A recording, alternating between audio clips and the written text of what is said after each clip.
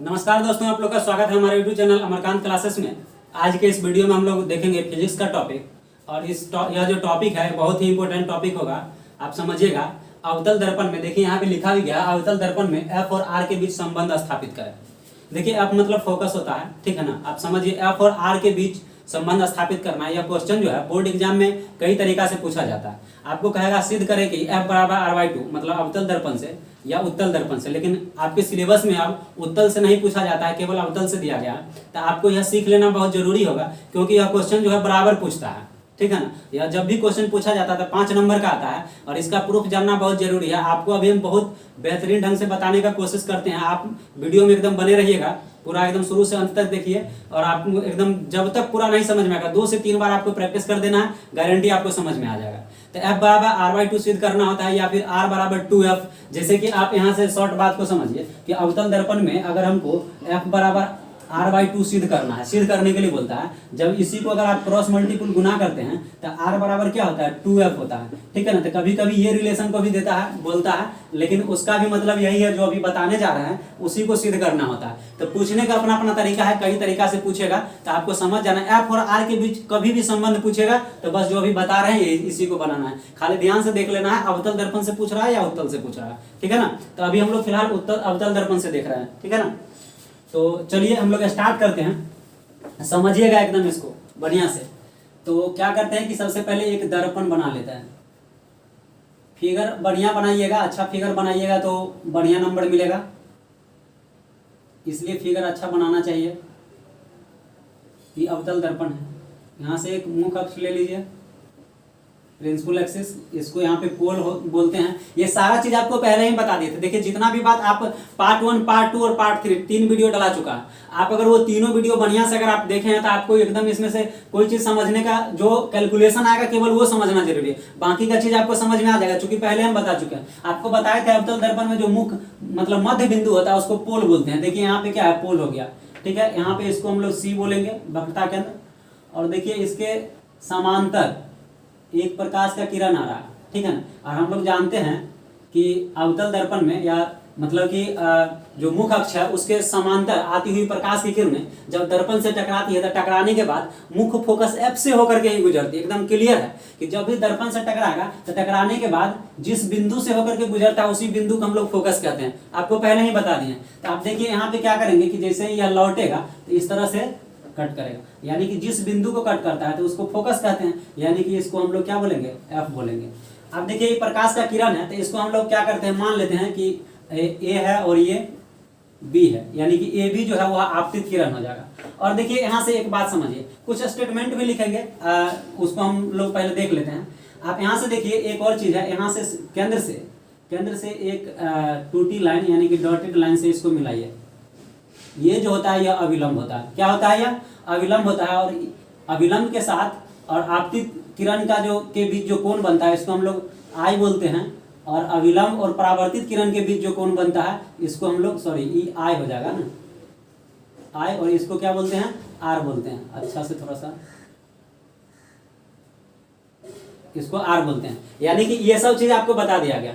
आप देखिए बात आपको समझना चाहिए कि ये जो है बीच से जो आया यह अविलंब कैसे हुआ। तो आप समझिए बात को। गोलीय दर्पण जो है, गोलीय दर्पण मतलब कि एक गोला का भाग होता है और इसी से आपको अवतल दर्पण उत्तल दर्पण दोनों बनता है। जैसा कि आपको पहले भी बताया था। मान लीजिए कि यह एक दर्पण है, तो दर्पण एक्चुअली में क्या है, इस तरह से एक पूरा सर्किल होता है, सर्किल होता है। इसी को ना हम लोग इस तरह से काट करके हटा देते हैं तो इधर वाला जो होता है यह क्या होता है, इस तरह से। आप देखिए ध्यान से, ऐसा ही कुछ इमेज आपको यहाँ पे दिख रहा होगा। यानी कि इसको भी अगर ऐसे करके अगर घुमा दे, ऐसे अगर घुमा दे तो एक यहाँ पे देखिए सेंटर पॉइंट है, ठीक है ना। तो यह देखिए बीच में क्या हो जाएगा, केंद्र हो जाएगा। और देखिए किसी भी वृत्त में, अब यह देखिए हम क्यों आपको बोल रहे हैं, आप समझिए बात को। वृत्त है तो इसका एक केंद्र होगा, ठीक है ना। तो केंद्र से परिधि को जो मिलाने वाली रेखा होती है ना, केंद्र से किसी भी वृत्त के केंद्र से जो परिधि को मिलाने वाली रेखा होती है वह परिधि पर लंब होता है। जैसे कि अब यहाँ से इसको मिला दिए, यहाँ पे ये लंब हो जाएगा। किधरों मिलाइए, इधर मिलाइएगा ये लंब होगा, इधर मिलाइएगा ये लंब होगा। तो यहाँ पे बात को समझिए कि एक्चुअली में अगर इसको, ये तो सर्किल है तो यहाँ से ये सेंटर पॉइंट हुआ। अगर इसी को हम लोग ऐसे करके मिटा देते हैं, देखिए ऐसे करके अगर मिटा देते हैं, यहाँ पे ही सेंटर पॉइंट है और ऐसे करके घेर दिए, तो देखिए यही आपका क्या हो गया, अवतल दर्पण हुआ कि नहीं हुआ। तो इसका मतलब ये हुआ कि ये क्या हो गया, लंब है, यानी कि सेंटर से जो इसको मिला है ये क्या हो गया, लंब हो गया ये, ठीक है ना। तो इसी को हम लोग अभिलंब बोलते हैं, ठीक है। अब देखिए यहाँ से क्या करेंगे, ये बी है, इसको यहाँ पे बी डैश लिख दीजिए। देखिए यहाँ पे कुछ स्टेटमेंट लिखना ऐसा है कि बहुत ज़्यादा जरूरी नहीं है, आप तो सीधे भी प्रूफ अगर कर दीजिएगा तो आपको नंबर मिल ही जाएगा। लेकिन अगर आप इसका कुछ स्टेटमेंट लिख देते हैं तो थोड़ा अच्छा लगेगा देखने में, और स्टेटमेंट में कुछ बात नहीं है, आप देखिएगा, समझने का कोशिश कीजिएगा। यहाँ पे खाली हम लोग को लिखना है, माना कि, या फिर हम लिख दे रहे हैं, थोड़ा वीडियो लंबा चला जाएगा। तो देख लीजिए यहाँ पे यही चीज स्टेटमेंट लिखना था, तो इसको लिखने में जो समय लगता है आपको ज़्यादा ही लग जाता है, इसीलिए रोक करके ही लिख लिए।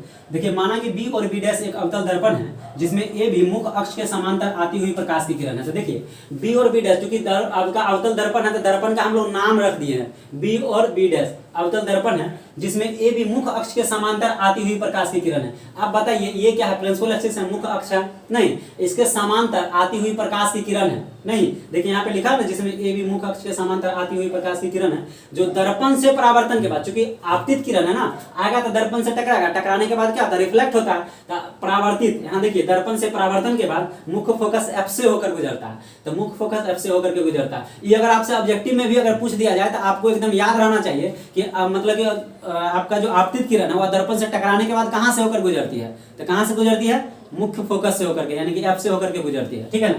तो यही स्टेटमेंट था। अब देखिए यहाँ से हम लोग काम करेंगे कि चलिए एक बार तो हम लोग पहले ऐसे कोशिश करते हैं कि सीधा बना देते हैं, फिर आपको समझाएंगे। ऐसे जो बोलते हैं उस पर आप लोग खाली गौर कीजिएगा। देखिए यहाँ से हो जाएगा एंगल ए बी सी बराबर हो जाएगा एंगल सी बी एफ, प्रकाश के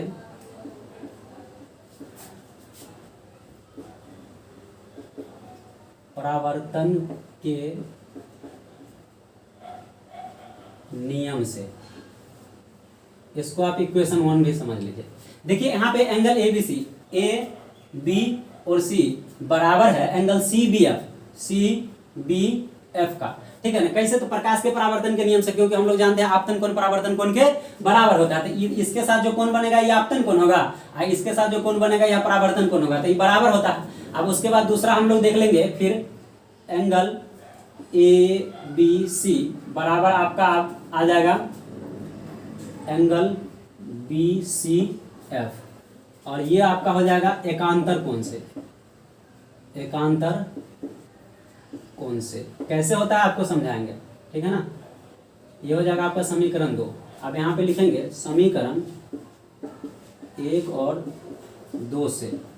अब यहाँ पे देखिए एंगल ए बी सी बराबर सी बी एफ है, और एंगल यहाँ भी ए बी सी बराबर बी सी एफ है। यानी कि यहाँ पे देखिए आपका जो लेफ्ट वाला है, दोनों क्या है, ए बी सी है, और इसके बराबर ये है और इसके बराबर ये है, तो इसका मतलब होता है कि आपस में ये दोनों भी बराबर होगा। क्या होगा, बराबर होगा। तो यहाँ पे इसीलिए हम लोग समीकरण 1 मतलब 1 और 2 से लिख सकते हैं एंगल सी बी एफ बराबर एंगल बी सी एफ, ठीक है ना।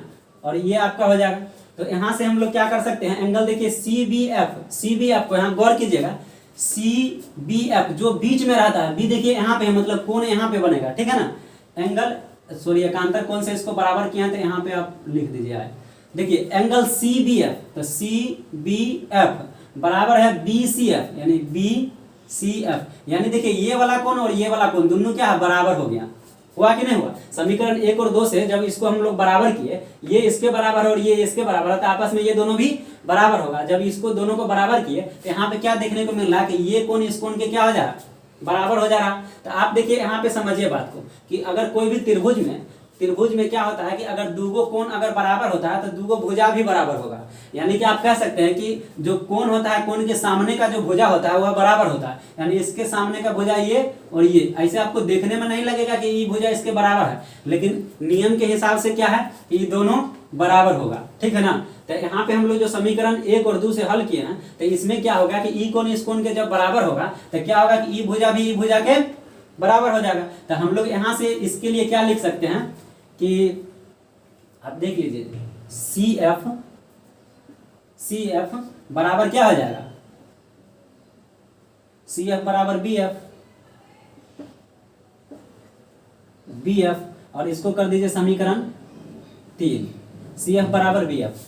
अब देखिए सी एफ बराबर बी एफ क्यों हुआ, इसी बात को आपको समझना है। अरे भाई अब ये ना बोले कि जब ई कोण दोनों क्या है बराबर है, त्रिभुज में जब दो कोण बराबर होता है तो दो भुजा भी बराबर होता है। तो इस त्रिभुज का अगर हम लोग बात करेंगे तो त्रिभुज तो यही तीनों है ना, तो ई कोण बराबर, तो इसके सामने वाला भुजा ये है तो ये बराबर होगा, यानी बी एफ बराबर होगा किसके, ई कोण के सामने वाला भुजा ये है तो सी एफ के बराबर होगा। इसीलिए यहाँ पर हम लोग क्या लिखें, सी एफ बराबर बी एफ या फिर बी एफ बराबर सी एफ, कुछ लिखिए, क्या बात ना हुआ। इसको हम लोग क्या कर देंगे, समीकरण 3 कर देंगे। अब देखिए बात क्या आता है कि एक्चुअली में आप इसको समझिए, ये जो पॉइंट है यहाँ पे, अब यहाँ से ये भुजा और इस भुजा को हम लोग को बराबर करना है, इसको बराबर करना है। तो इसको आपको क्या करना है, यहाँ पे लिखना पड़ेगा कि चूंकि बिंदु, एक एक बात को बताएंगे, अभी तो केवल प्रूफ हो रहा है। बिंदु बी और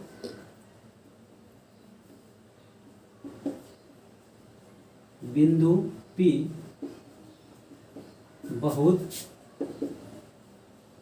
निकट है, नहीं तो बिंदु P और बिंदु B बहुत निकट है, तो इसके हिसाब से आपका क्या हो जाएगा कि इसको बराबर हम लोग कर लेंगे पी एफ बराबर आपका आ जाएगा बी एफ, ये आपका हो जाएगा समीकरण 4। अब यहां से लिखिए समीकरण 3 और 4 से। तो यहाँ पे एक बात को समझना है, देखिए बी एफ यहाँ भी है और बी एफ यहाँ भी है, ठीक है ना। तो अभी हम लोग पी एफ के जगह पे पी एफ ही रहने दीजिए, पी एफ बराबर, देखिए बी एफ बराबर पी एफ है, यहाँ पे बी एफ बराबर सी एफ है। तो बी एफ के जगह पे क्या हम लोग, बी एफ सी एफ दोनों आपस में बराबर है, तो बी एफ के जगह पे हम लोग सी एफ मान रख सकते हैं। जैसे हम लोग जब क्वेश्चन बनाते थे तो x का वैल्यू और y का वैल्यू कैसे, x का निकल जाता था समीकरण 1 में y का मान रख देते थे, तब हम लोग को y का भी निकल, x का भी निकल जाता था। अब देखिए यहाँ पे समझिए बात को, bf का वैल्यू कितना, bf बराबर cf है, तो bf जहाँ होगा इसके जगह पे cf लिख सकते हैं ना। तो यहाँ पे देखिए pf के जगह पे pf लिखे, अब bf के जगह पे क्या लिखेंगे, cf, यहाँ पे इसको क्या लिखेंगे, cf, और ये हो जाएगा समीकरण 5, ठीक है ना। पीएफ बराबर सी एफ, यानी कि आप समझिए ये जो है इसके बराबर है। अब देखिए यहां से हम लोग क्या काम करेंगे, अब समझिएगा बात को, पीएफ बराबर सी एफ हो गया। चलिए ये भुजा और ये भुजा, दोनों भुजा आपका जो है मतलब ये और ये दोनों बराबर हो गया। तो यहाँ से अब हम लोग को एक स्टेप बढ़ना है, खाली लिखना है आपको पी सी, चूंकि हम लोग को एफ बराबर आर वाई टू सिद्ध करना है, एफ बराबर आर वाई टू सिद्ध करना है। तो यहाँ पे देखिए सेंटर यानी केंद्र जो है यहाँ से लेकर के यहाँ तक ये पूरा क्या है, आपको इसी वैल्यू को हम लोग क्या बोलते हैं, आर बोलते थे। ये सारा चीज आपको पहले ही बताया जा चुका है, नहीं तो हम लोग लिख सकते हैं पीसी बराबर, चूंकि ये पूरा लाइन जो है इसको हम लोग क्या पीसी बोल सकते हैं, तो लिखेंगे पीसी बराबर क्या हो जाएगा, C F plus P F, क्या होगा, C F plus P F. ये क्यों हुआ इस बात को आप समझिए। अरे भाई पीसी, ये पूरा लाइन जो है पीसी है, तो पीसी बना कैसे, तो सी एफ और पी एफ को जोड़ के बना ना, यानी दिस प्लस दिस, यानी कि इसको और इसको, ये दोनों को जब जोड़ेंगे तो ये दोनों को जोड़ने से क्या मिला हमको, पीसी मिला। तो हम लोग लिख सकते हैं ना पीसी बराबर C F plus P F. आप देखिए यहाँ पे एक बात हमको मिला इक्वेशन 5 से कि पीसी के जगह पे हम लोग लिख सकते हैं, पीसी के जगह पे लिख सकते हैं कि सी एफ है, पी एफ है तो पी एफ तो रहेगा ही, यहाँ पे पी एफ इसको रहने दीजिए। देखिए सी एफ यहाँ भी है और यहाँ भी, तो सी एफ का वैल्यू कितना है, पी एफ है, तो सी एफ के जगह पे हम लोग क्या लिख सकते हैं, पी एफ लिख सकते हैं। तो देखिए इस सी एफ के जगह पे पी एफ लिखे हैं, ई पी एफ तो पी एफ ही है। तो यहाँ से हम लोग देखिए क्या कर सकते हैं कि पीसी जो है, पीसी जो है इसको हम लोग एक लाइन और बढ़ा दीजिए, पीसी बराबर हो जाएगा P F plus P F, क्या हो जाएगा 2pf होगा। और अब बात को समझिए, पीएफ जो है ये फोकस और जो मतलब कि पोल जो होता है इसके बीच के दूरी को क्या कहते हैं, एफ से डिनोट करते हैं, नहीं तो आपका यहाँ पे पीसी जो है इसको आर बोलते हैं। तो पीसी की जगह पे आर रखेंगे, 2 के जगह पे 2 रहबे करेगा, अब पी एफ के जगह पे क्या हो जाएगा, एफ हो जाएगा। तो देखिए यहाँ पे आर बराबर 2f हुआ, तो एफ बराबर क्या हो जाएगा, r/2। यही तो हम लोग को सिद्ध करना था, प्रूव्ड हो गया। देखिए आप समझिए, अभी तो आपको उतना मजा नहीं आया होगा क्योंकि अभी बनाना भी था और बोल भी रहे थे, दोनों काम कर रहे थे। अभी एकदम आप ध्यान दीजिए, एकदम गर्दा एकदम समझ में आएगा। देखिएगा हम लोग को कुछ नहीं, आपको यही लगना ही नहीं चाहिए कि बहुत भारी है। आप मान के चलिए कि हम कुछ नहीं जानते हैं। आप जब वीडियो प्ले करते हैं तो आप देख लीजिए कि समझ के चलिए हम कुछ नहीं जानते हैं। हम जो बोल रहे हैं आप खाली उस बात को समझिए, गारंटी अगर इस बार अगर दिमाग में नहीं घुसा तो फिर आप हमको कहिएगा। हम लोग को यहाँ पे अवतल दर्पण में एफ और आर के बीच संबंध वाला स्थापित करने के लिए तो हम लोग क्या किए, पहले अवतल दर्पण बनाए। क्या बनाए? अवतल दर्पण बनाए। दर्पण बनाए तो आपको जो प्रोसेस देखिए, यह आपको प्रिंसिपल एक्सिस होता है, इसको सी बोलते हैं, केंद्र बोलते हैं, नहीं यह आपका पोल है, ध्रुव है, ये दोनों को मिला देते हैं, ठीक है ना। और इसी के समांतर एक आपतित किरण लिए, ये ए भी जो है ये आने वाला कोई भी स्रोत होगा, कहीं से प्रकाश का किरण आ रहा है मान के चलिए, तो ये आने वाला किरण है। आपको यहाँ पे ऐसे करके तीर भी लगा सकते हैं, ठीक है ना। ये आने वाला किरण है, ये जाने वाला किरण है, ठीक है ना। तो ये आया, आके दर्पण से टकराया, टकराएगा तो टकराने के बाद रिफ्लेक्ट होगा, तो रिफ्लेक्ट होगा तो क्या हुआ, वापस हुआ। और हम लोग जानते हैं बाई नेचर है, समझ गए ना, कि एकदम जब दर्पण से टकराएगा तो टकराने के बाद मुख्य फोकस से होकर के ही गुजरेगा। आ रहा ना समझ में, मुख्य फोकस से होकर के ही गुजरेगा। तुम समझ रहा है कि नहीं? मुख्य फोकस से होकर के ही गुजरेगा, तो मुख्य फोकस से होकर के गुजर रहा है। अभी लंब की जब बात की तो आपको अभी थोड़ा सर्किल बना के आपको समझाए थे कि मान के चलिए कि ये तो अवतल दर्पण है, तो ये आपको क्या है कि यह एक गोला का ही भाग है ना, तो गोला होगा तो यहाँ पे मान के चलिए केंद्र है। तो इसी को जब एक बार फिर से समझा रहे हैं तो यहाँ पे देखिए केंद्र है, तो केंद्र से परिधि को मिलाने वाली जो रेखा होती है वह परिधि पर लंब होता है। जैसे यहाँ पे मिल रहा है तो यहाँ लंब बनेगा, यहाँ लंब बनेगा, किधरों मिलाइएगा तो लंब बनेगा। अब इसी को अगर मान के चलिए ऐसे करके अगर डॉट डॉट डॉट डॉट ऐसे करके अगर मिला देते हैं, ऐसे से मिला देते हैं, तो इसी में बीच में कहीं ना कहीं तो सेंटर है ना भाई। तो यहाँ से सेंटर से जब इसको मिलाते हैं, सेंटर से मिलाते हैं तो ये क्या होगा, लंब होगा। इसी को हम लोग क्या कहते हैं, अभिलंब बोलते हैं। तो देखिए अभिलंब और आपतन कोण के साथ, आपतित किरण के साथ जो कोण बनता था उसको हम लोग आपतन कोण कहते हैं, और आपतन कोण को आई से सूचित करते हैं। तो ये बात क्लियर हो गया। अब फिर देखिए अभिलंब और परावर्तन कोण के साथ जो कोण बनता था उसको हम लोग परावर्तित किरण कहते हैं, और उसको आर से सूचित करते हैं। तो आपको ये बात समझ में आ गया होगा यहाँ से फिगर में, ठीक है ना। अब देखिए यहाँ पे ये फोकस हो गया, या वक्रता केंद्र हो गया, पोल हो गया, ये भी देखिए इसी बात को यहाँ पे लिख दिया गया है कि माना कि बी और बी डैश एक अवतल दर्पण है जिसमें ए बी मुख्य अक्ष के समांतर आती हुई प्रकाश की किरण है जो दर्पण से परावर्तन के बाद मुख्य फोकस एफ से होकर के गुजरती है। ये बात आपको लिख दिया गया। तो देखिए जो बात है यहाँ पे दर्पण में हम लोग फिगर को देख करके याद कीजिए, स्टेटमेंट क्या याद कीजिएगा, फिगर देखेंगे अपना मन से लैंग्वेज लिखिए, हम अपना मन से लिखे हैं ये भी, ठीक है ना। आप देखिए यहाँ पे लिखेंगे कि माना कि बी और बी डैश, मान लेते हैं बी और बी डैश, देखिए लिख दिया ना, दर्पण है। आप नाम नहीं भी लिखेंगे तो कोई दिक्कत नहीं, हमारा मन है मानने का, मान लिए, मानने के लिए आप स्वतंत्र है, ठीक है ना। नीली वाली तेरी या पीली वाली मेरी, होता है ना, रोड पे चलते हैं तो ऐसा ही लोग करता है, मने मन मान लिया, भले उसको पता ना हो लेकिन लोग मान लेता है, ये मेरा वाली है वो मेरी वाली है, नहीं तेरी वाली है।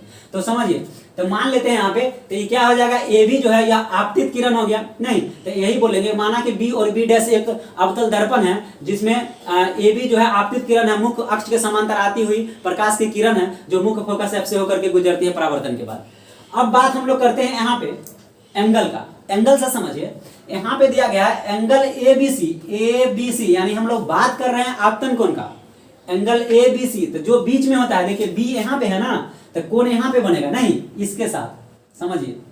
तो ये हो गया ए बी सी बराबर हो जाएगा एंगल सी बी एफ, यानी कि सी बी एफ, तो यहाँ पे फिर यहाँ पे बनेगा सी बी एफ, ऐसे करके चलेंगे ऐसे, तो यहाँ पे कौन बनेगा, तो ये दोनों आपस में बराबर होगा। क्यों बराबर होगा, तो हम लोग जानते हैं प्रकाश के परावर्तन के नियम से नहीं बोला गया, दो नियम था, आपतित किरण, परावर्तित किरण और आपतन बिंदु से खींचा गया अभिलंब तीनों एक ही सतह पर होते हैं। और दूसरा नियम था कि आपतन कोण परावर्तन कोण के बराबर होगा। तो ये नियम ऐसे नहीं ना पढ़ लिए थे, यही चलते पढ़े थे कि आगे अगला दिन काम देगा, नहीं। तो देखिए यहाँ पे इसीलिए यहाँ पे लिखे प्रकाश के परावर्तन के नियम से ये दोनों कोण क्या हो गया, बराबर हो गया। इसको मान लिया समीकरण एक।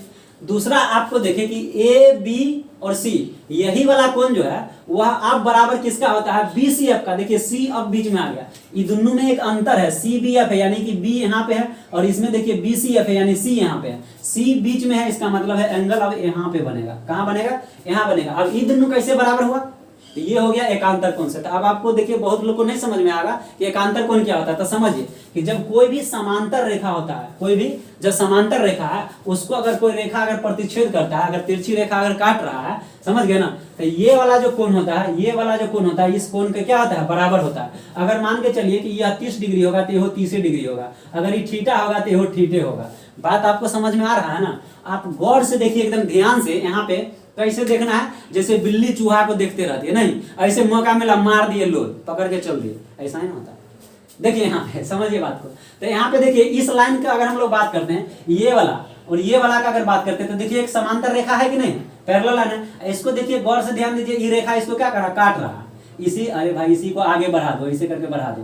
तो ये देखिए अब नजर आ रहा है ना कि काट रहा है, ठीक है। तो काट रहा था, आपको बोले ना कि ये वाला जो कोण होता है, ये वाला कोण, ई वाला कोण के क्या होता है, बराबर होता है। तो कैसे बराबर होता है, तो एकांतर कोण से बराबर होता है, इसीलिए यहाँ पे लिख दिया गया है एकांतर कोण से, ठीक है ना। तो अब यहाँ पे देखिए ई भी बराबर हो जाएगा। अब देखिए ध्यान दीजिए कि एबीसी, अब तीन आदमी के बीच अगर आपको रिलेशन स्थापित करना, मान के चलते हैं कि यहाँ पे इस बात को आप समझ गए, आप समझिए ए है, बी है, सी है, बात को आप समझिए। यहाँ पे अगर ये इसका वैल्यू इसके वैल्यू के बराबर है, इसका वैल्यू इसके वैल्यू के बराबर है, और इसी का वैल्यू जो है, इसी का देखिए एबीसी यहाँ भी, एबीसी यहाँ भी, इसका वैल्यू इसके बराबर है। इसका मतलब ये हो गया कि आपस में सब बराबर हो गया, हुआ कि नहीं हुआ। अरे अगर मान के चलिए हम एक व्यक्ति हैं, हमारे अगर मेरा एज मान के चलिए कि 25 साल है, ठीक है ना, और मेरे ही एज के बराबर अगर कोई दूसरा व्यक्ति है तो वह भी 25 साल का है, फिर से एक तीसरा व्यक्ति आया और उसको कहेंगे कि यह भी मेरे ही एज के बराबर है, तो इसका मतलब ये भी तो 25 साल का हो गया ना। अब बताइए, ये भी 25 साल का था, हाथ पे ध्यान दीजिए, इधर वाला भी 25 साल का था और इधर वाला भी 25 साल का था, हम खुद 25 साल का है। तो अगर हम कह दे कि वो व्यक्ति है वो व्यक्ति दोनों आपस में बराबर है, तो जुलूम हो जाएगा। वो 25 साल का है तो वो 25 साल का है, तो दोनों बराबर में हुआ कि नहीं हुआ। अब समझ में आपको आया, वही घटना देखिए यहाँ भी हुआ, वही बात यहाँ भी हुआ। आप समझिए यहाँ पे बात क्या, अगर ई इसके बराबर है और इसी के बराबर फिर है, तो इसका मतलब ये दोनों भी आपस में क्या हो जाएगा, बराबर हो जाएगा। तो वही चीज देखिए, समीकरण 1 और 2 से लिख दिए, सी बी एफ बराबर बी सी एफ, क्लियर है। अब सी बी एफ का बात किया है, तो यहाँ पे देखिए कि ध्यान दीजिए, सी बी एफ यानी कि इस कोण का बात कर रहे हैं, और बी सी एफ यानी इस कोण का बात कर रहे हैं, यानी कि ये वाला कोण और ये वाला कोण, दोनों कोण, ये अगर ये त्रिभुज है, मान के चलिए ये अगर त्रिभुज है, तो इसमें ये कोण दोनों बराबर हो गया। तो जब त्रिभुज में दोनों कोण बराबर होता है, दोनों कोण अगर बराबर होता है, एक मिनट, नहीं ठीक है, दोनों कोण अगर बराबर होता है, देखिए तो उसके सामने का जो भुजा होता है ना, कोण के सामने का भुजा वह बराबर होता है, यानी ई वाला कोण जो होगा ना, इसके सामने का भुजा ये है, ये, और इसके सामने का भुजा है ये दोनों आपस में क्या होगा, बराबर होगा। तो ये दोनों बराबर होगा, तो इसी का, अरे कुछ है भुजा, इसका नाम है, ये भुजा बराबर है, तो ये भुजा का क्या नाम है, बी एफ। तो देखिए यहाँ पे लिखेंगे बी एफ बराबर है किसका, सी एफ का, ये यहाँ से यहाँ तक इसका क्या नाम है, सी एफ नाम है। ये तो आपको समझाने के लिए सब बनाए थे, ठीक है ना। तो ये हो गया सी एफ, यानी सी एफ किसके बराबर हो जाएगा, बी एफ के बराबर हो जाएगा। इसको कर देंगे समीकरण 3। अब देखिए बात ये आता है कि अगर इस पॉइंट से अगर इसको देखा जाए, तो ये जो है P और B दोनों आपस में बहुत निकट है। यहाँ पे इसलिए लिखे हैं चूंकि बिंदु B और P के बहुत निकट है, B और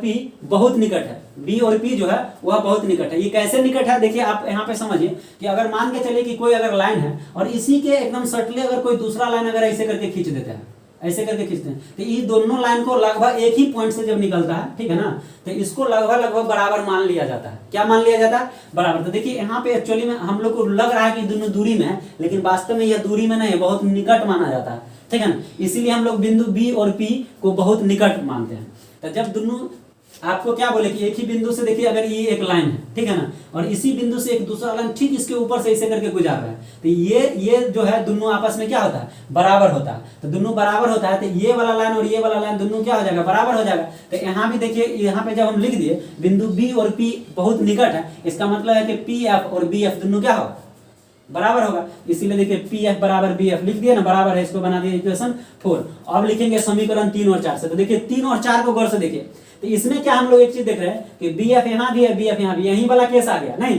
इधर वाला देखिए राइट हैंड बराबर है, इधर भी बी एफ है, इधर भी बी एफ है, ये दोनों बराबर है। तो बताइए तो ये दोनों बराबर होगा कि नहीं होगा, ये दोनों बराबर होगा। यानी कि इसको तो पी एफ है तो पी एफ रखबे करेंगे, अब बी एफ के जगह पे बी एफ का मान रखिए, बी एफ का वैल्यू क्या है, सी एफ, तो यहाँ पे लिखेंगे क्या, सी एफ। अब देखिए पी एफ बराबर सी एफ हो गया, इसको बना दिया इक्वेशन 5।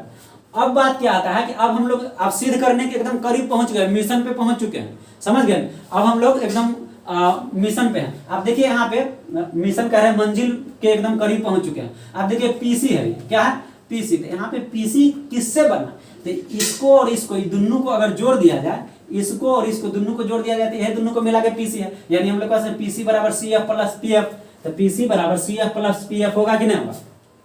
अब यहाँ पे देखिए ये पी एफ है तो इसको पी एफ रहने दीजिए। अब ये तो आपको इक्वेशन 5 जो है, सी एफ का वैल्यू क्या है, पी एफ है, तो यहाँ भी सी एफ है, तो सी एफ के जगह पे हम लोग पी एफ लिख सकते हैं ना। तो पी एफ यहाँ भी है, यहाँ भी है, और पी एफ यहाँ भी हो जाएगा सी एफ के जगह पर। तो P F plus P F क्या आता है, 2 पी एफ होगा कि ना। तो पीसी बराबर 2 पी एफ। अब पीसी जो है इसी को ना आर बोलते हैं जी, वक्रता केंद्र जो है सी और पी का जो दूरी है इसको हम लोग क्या बोलते हैं, त्रिज्या, आर से डिनोट करते हैं। तो इसका नाम क्या है, आर, और 2 के जगह पे 2 रहेगा। पीएफ जो है इसको, पीएफ के बीच का जो दूरी है इसको क्या बोलते हैं, एफ बोलते हैं, ठीक है ना। तो इसके जगह पे हम लोग लिखेंगे F, यानी कि R बराबर 2F, तो F बराबर क्या हो जाएगा, R/2 होगा। यही हम लोग को क्या करना रहता है, सिद्ध करना होता है। तो देखिए, उम्मीद करते हैं आपको पूरा समझ में आया होगा। बहुत बेहतरीन कॉन्सेप्ट है यहाँ पे, समझ गए ना। इसमें जो भी घटना घटा, अब इसके अलावा इसमें कुछ है ही नहीं, इतना बात आप जान लीजिए। जो भी बात था सारा का सारा बात आपको बोल दिया। भले आपको ज्यादा समय लग गया होगा क्वेश्चन को समझाने में, लेकिन अगर आप एक बार देख लेते हैं तो कॉन्सेप्ट गारंटी क्लियर हो जाएगा, ठीक है ना। एक बार में नहीं समझ में आता है, दोबारा देख लीजिएगा, आ जाएगा समझ में, ठीक है ना। तो इस तरह से आपका 5 नंबर जो है सो कंप्लीट हो गया। कभी भी आपसे कोई पूछे इस तरह से पढ़िए कि आगे किसी को पढ़ा सकते हैं, ठीक है ना। तो चलिए ठीक है, हम लोग फिर नेक्स्ट वीडियो में मिलेंगे, तब तक के लिए धन्यवाद।